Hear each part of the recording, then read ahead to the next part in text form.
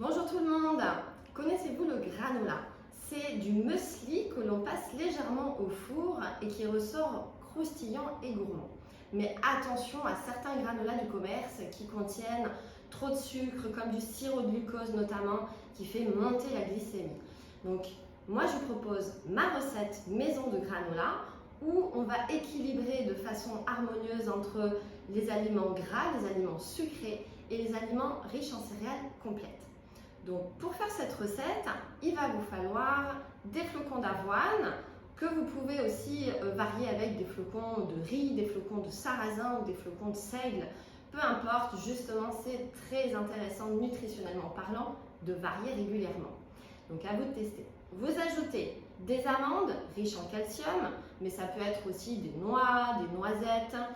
Ensuite, un petit peu d'huile de coco pour lier le tout et que ça ressorte un petit peu plus croustillant, c'est ce qui va aider. Du miel pour le côté sucré et puis un petit peu de cacao pur pour donner la saveur chocolatée. Vous mélangez tous ces ingrédients, donc les amandes, idéalement vous les concassez un petit peu avant. Vous mélangez tous ces ingrédients, vous l'étalez sur une plaque au four, sur une feuille silicone ou du papier cuisson. 15 minutes au four à 180 degrés. Vous remuez une fois à mi-cuisson pour que ça cuise harmonieusement. Une fois que c'est cuit et refroidi, c'est là que vous allez ajouter le gingembre confit coupé en tout petits morceaux et les pépites de chocolat.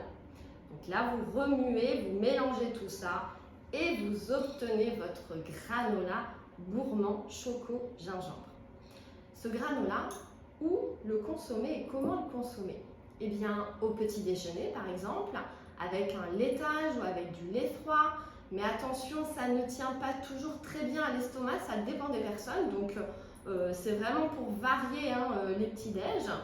Ensuite, vous pouvez le consommer à la collation, pareil, dans un laitage, dans une compote, sur des fruits frais. Mais également en fin de repas, ça peut servir un peu comme un crumble que vous rajoutez sur des fruits frais, sur une salade de fruits frais, une bonne cuillère de granola et ça vous refait le dessert. Donc c'est de la gourmandise tout en mettant des aliments sains que vous avez sélectionnés vous-même. À vous de tester, à vous de varier.